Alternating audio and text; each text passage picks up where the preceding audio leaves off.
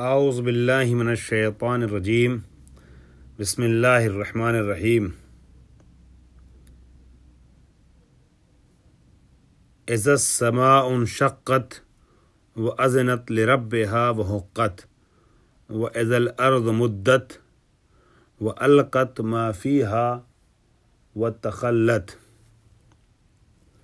وألقت ما فيها وتخلت وأذنت لربها وحقت يا أيها الإنسان إنك كادح إلى ربك كدحا فملاقيه فأما من أوتي كتابه بيمينه فسوف يحاسب حسابا يسيرا وينقلب إلى أهله مسرورا۔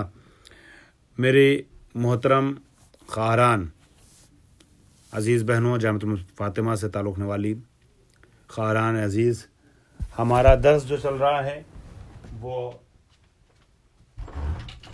تفسیر قرآن مجید 30ویں پارے کے سلسلے سے چل رہا تھا، اور اس میں ہم پہنچے ہیں سورہ انشقاق تک۔ سورہ انشقاق کی تفسیر کے پیش خیمے اور مقدمے کے عنوان سے ہم چند آیات کا ترجمہ آپ کی خدمت میں پیش کریں گے، لیکن اس کے پہلے میں گزشتہ درس کا ایک جملہ جو چھوٹا ہوا تھا وہ عرض کر دوں تفسیر کا۔ یہ جو قرآن مجید میں آیات آئی تھیں سورہ مطففین میں آخری آیات کہ وَإِذَا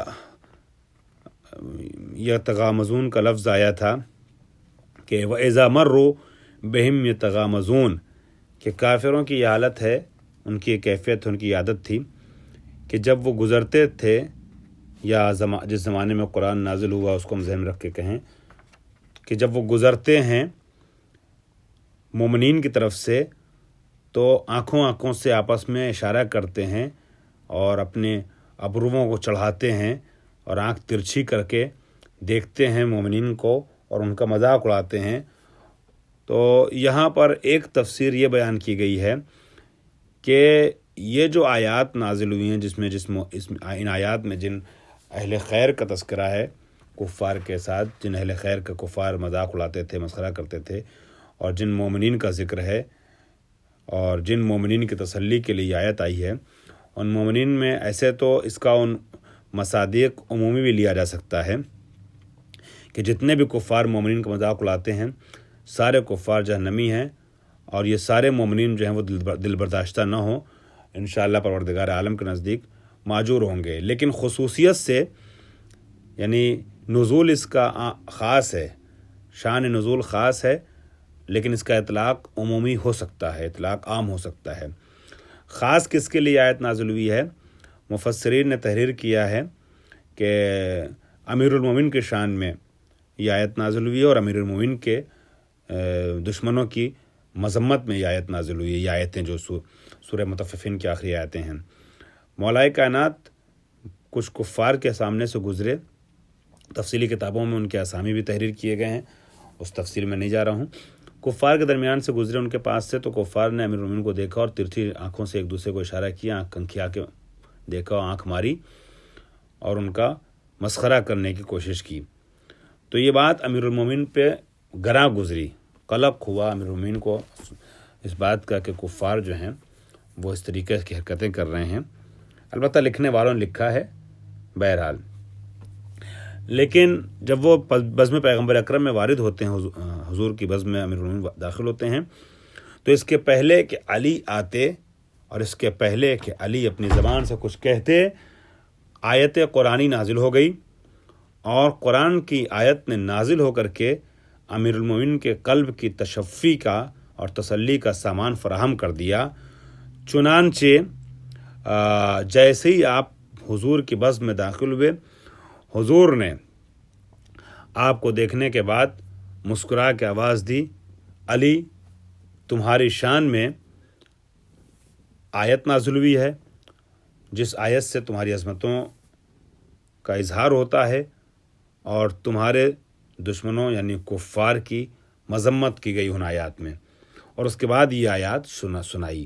امیر المومنین مسکرائے اور امیر المومنین کے قلب کو تسلی ہوئی، اور امیر المومنین کو اس چیز کا ظاہری طور پہ، ویسے تو ہمیشہ احساس رہتا تھا، ظاہری طور پہ احساس ہوا کہ خالق کائنات کی یہ امیر المومنین کے متعلق محبت ہے کہ جب علی کے دل کو ذرا سی ٹھیس پہنچی اور کفار کی طرف سے علی کو کے دل میں ذرا سا ملال آیا، تو خالق کائنات نے قصیدہ علی کے شکل میں قرآن کی آیت بھیج دی. یہ ہے یہ تغامزون کا ایک تاریخی پس منظر جو مفسرین نے تحریر کیا ہے. اور اب اس کے بعد ہم آتے ہیں سورہ انشقاق پر. سورہ انشقاق قرآن مجید کا ایک وہ سورہ ہے جس میں بعض دیگر سوروں کے طریقے سے 30ویں اور 29ویں پارے میں جو سورے ہیں قیامت کے حالات کی عکاسی کی گئی ہے. چونکہ یہ سورہ انشقاق بھی مکی سورہ ہے، اور مکی سوروں میں زیادہ تر ترہیب ہے اور ترغیب ہے، احکام کی بہتات نہیں ہے، احکام کی قلت ہے، چونکہ احکام کی تفصیل بعد میں آنی شروع ہوئی ہے. پہلے تو اللہ کی طرف لانا ہے، پہلے تو عقیدہ توحید کو استوار کرنا ہے، پہلے تو کفر اور شرک کے ماحول سے انسانوں کو باہر نکالنا ہے، پہلے اللہ کا اعتراف کر لیں، نبی کو مان لیں، عقیدہ قیامت پیدا ہو جائے، استوار ہو جائے، بن جائے، قائم ہو جائے، تب احکام کی منزل آتی ہے. اسی لیے میں نے پہلے بھی عرض کیا تھا، اسی لیے مکی آیتوں میں زیادہ تر عذاب کا، جہنم کا، جنت کا، بہشت کا، ترغیب کا، ترہیب کا ذکر ہے، اور قیامت کے حالات اور اس کے پہلے کے حالات اور اس کے بعد کے حالات کا ذکر ہے. مدنی آیات میں زیادہ تر احکام کا اور اخلاقیات کا تذکرہ ہے. یہ بھی چونکہ سورہ انشقاق بھی مکی سورہ ہے، لہٰذا اس میں آپ دیکھیں تو آپ کو معلوم ہوگا کہ قیامت کے حالات کا تذکرہ ہے اور عذاب و ثواب کا ذکر ہے. اور یہ سورہ انشقاق ترتیب کے لحاظ سے اگر دیکھا جائے تو 84 نمبر کا سورہ ہے. قرآن 114 سوروں میں سے 84 نمبر کا سورہ ہے، یعنی اس کے پہلے 83 سورے گزرے ہیں، اور اس کے بعد جو ہیں وہ 30 سورے آنے والے ہیں. یہ ہے سورہ انشقاق کی تفصیل. اس کے بعد ہم دیکھتے ہیں ان کی آیات کی تعداد جو ہے 25 آیات ہے سورہ انشقاق میں. سورہ انشقاق کی ٹوٹل آیتیں جو ہیں وہ 25 ہیں. اذا السماء انشقت سے اس کی ابتدا ہے، اور پھر اس کے بعد اجر لہم اجر غیر ممنون. یہ جو ہے یہ آیت وہ ہے کہ جو قرآن کی اس سورے کی آخری آیت ہے، اور اس میں بھی خالق کائنات نے بہت اچھے انداز سے قیامت کے پہلے کے حالات کی عکاسی کی ہے. چنانچہ سب سے پہلی آیت میں ارشاد ہوتا ہے اذا السماء انشقت، بسم اللہ الرحمن الرحیم، اذا السماء انشقت. تمام آیات کے طریقے سے اس آیت، تمام سوروں کے طریقے سے اس سورے کی ابتدا بھی بسم اللہ سے ہوتی ہے، بسم اللہ الرحمن الرحیم. اور یہ میں پہلے بھی عرض کر چکا ہوں کہ ہر سورے کا حصہ ہے وہ آیت. بسم اللہ الرحمن الرحیم ہر سورے کا پارٹ ہے، جز ہے. تو جیسے دیگر سوروں کا جز ہے، دیگر سوروں کا پارٹ ہے بسم اللہ، ویسے ہی اس سورے کا بھی حصہ ہے یہ آیت. شروع کرتا ہوں اللہ کے نام سے جو رحمان بھی اور رحیم بھی ہے. اذا السماء انشقت، اے نبی ان لوگوں کو اس وقت کے بارے میں باخبر کر دیا، آگاہ کر دیا، اذا کہ جب آسمان پھٹ جائے گا، شق ہو جائے گا، اس میں انشقاق واقع ہوگا، آسمان شق ہوگا، اور وَأَذِنَتْ لِرَبِّهَا وَحُقَّتْ، اور یہ آسمان اپنے پروردگار کا حکم بجا لائے گا، اور یہ ضروری بھی ہے. حقت کا معنی حق سے بنا ہے، حقت کا معنی یہ ہے کہ یہ ضروری بھی ہے، یعنی ایسا ہوگا. ایک مفہوم یہ ہے اس کا کہ بالکل ایسا ہوگا، بالضرورت ایسا ہوگا. اور ایک معنی یہ ہے کہ حق یہ ہے کہ ایسا ہو، کہ آسمان میں انشقاق پیدا ہو. کیوں سزاوار ہے کہ ایسا ہو؟ کیوں؟ اس لیے کہ آسمان بھی مخلوق خدا اور مطیع خدا ہے. جب اللہ کا حکم ہو جائے گا تو ممکن نہیں ہے کہ آسمان جو ہے وہ انشقاق سے محفوظ بچا رہ جائے، دور رہ جائے.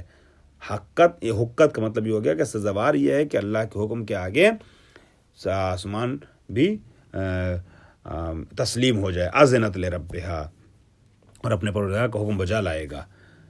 اذنت سے مراد یہاں پر حکم کا بجا لانا ہے، یعنی پروردگار عالم کے حکم کے آگے مطیع بن جائے گا آسمان. گوش بے فرمان پروردگار خواہد داد، گوش بے فرمان خداوند عالم داد خواہد داد آسمان.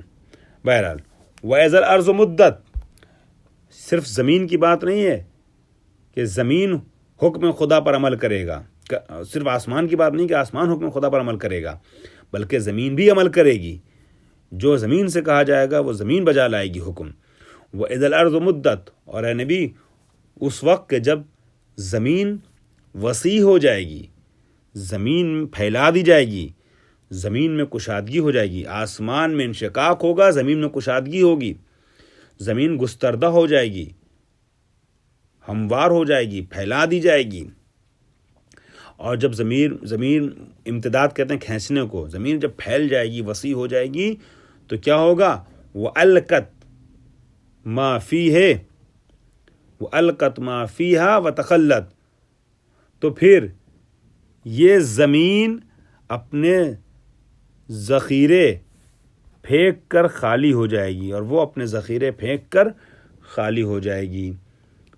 ٹھیک ہے، اور جو کچھ اس زمین کے بطن میں چھپا ہوا ہے وہ سب زمین باہر نکال دے گی. وَأَلْقَتْ مَا فِيهَا وَتَخَلَّتْ کا مطلب یہ ہے، تخلت یعنی خالی ہو جانا، مطلب القت یعنی پھینک دینا، تخلت خالی ہو جانا، یعنی جو کچھ اس کے بطن میں ہوگا وہ باہر کرے گی اور خالی ہو جائے گی. مطلب زمین کے اندر جو مردے ہیں نا، مردے وغیرہ، اس طرح کی چیزیں زمین سے باہر نکال دی جائیں گی. مردے، گنج، معادن، اب زمین میں جو کچھ چھپا ہوا سب آشکار ہو جائے گا. نہا خانے زمین جو ہے وہ نمایاں ہو جائے گا. وَأَذِنَتْ لِرَبِّهَا وَحُقَّتْ، جو بات کہی گئی ہے آسمان کے لیے وہی زمین کے لیے کہی جا رہی ہے کہ وَأَذِنَتْ لِرَبِّهَا وَحُقَّتْ، اور یہ زمین اپنے رب کا حکم بجا لائے گی، اور یہ ضروری بھی ہے، یعنی یہ سزاوار بھی ہے، سزاوار ہے، مناسب ہے، ضروری ہے کہ زمین حکم پروردگار عالم کو بجا لائے. اس کے بعد ارشاد ہوتا ہے جب زمین کا حکم اور آسمان کا حکم بجا لانا بیان کر دیا گیا کہ زمین اور آسمان کے جو بے جان ہیں، بے شعور ہیں، وہ بھی حکم خدا کے آگے سر تسلیم خم کے رہنے والے ہیں اپنے انداز میں. تو اے انسان تجھے کیا ہو گیا ہے؟ تو کیوں نہیں موتی و فرمانبردار خدا بن کر رہتا ہے؟ یا ایھا الانسان انک کادح الی ربک کدحا فملاقیہ، اے انسان تو اپنے پروردگار کی طرف جانے کی کوشش کر رہا ہے تو ایک دن اس کا سامنا کرے گا، ایک دن اس کا سامنا کرے گا. اگر تجھے اس بات کی تلاش ہے کہ تو اپنے رب کی طرف جانا چاہتا ہے تو یاد رکھ ایک دن ایسا آئے گا کہ جب تجھے جانا نصیب ہوگا. کدحن جو آیا ہے کادح، یہ محنت کرنے والا ہے. انشاءاللہ اگلے درس میں جب الفاظ کی وضاحتیں کروں گا، کچھ الفاظ کی وضاحت جیسے کرتا ہوں خاص الفاظ کی، تو کادح کی بات بھی پیش کروں گا. تو محنت کرنے والا، اب یہ انسان محنت کر رہا ہے نا، اور اس انسان کو اللہ کی طرف پلٹ کے جانا ہے. تو انسان اپنے اعمال کو ویسا بجا لائے، محنت کرے دنیا میں آخرت کے لیے، تاکہ جب آخرت میں جائے تو آخرت میں اس کو اس کی محنت کا صحیح صلہ مل پائے. تو ایک دن اس کا سامنا کرے گا. اے انسان، تو جو کوشش کر رہا ہے پروردگار کی طرف جانے کی کوشش کر رہا ہے، ایک دن اس کا سامنا کرے گا. پھر جس کو نامہ اعمال داہنے ہاتھ، اب جو جائیں گے جانے والے وہ دو طریقے کے ہوں گے. بعض وہ ہوں گے کہ ان کا نامہ اعمال ان کے داہنے ہاتھوں میں ہوگا، اور بعض وہ ہوں گے کہ ان کا نامہ اعمال بائیں ہاتھ میں ہوگا. جن کا نامہ اعمال داہنے ہاتھ میں ہوگا یہ لوگ جو ہیں خوشی خوشی لوگوں کو پڑھتے ہوئے اور سناتے ہوئے نظر آئیں گے. سورہ اسراء میں بھی اس کا ذکر ہوا ہے. اس آیت کو تھوڑی سی تفسیر کے ساتھ آگے بیان کروں گا. واخر دعوانا الحمدللہ رب العالمین.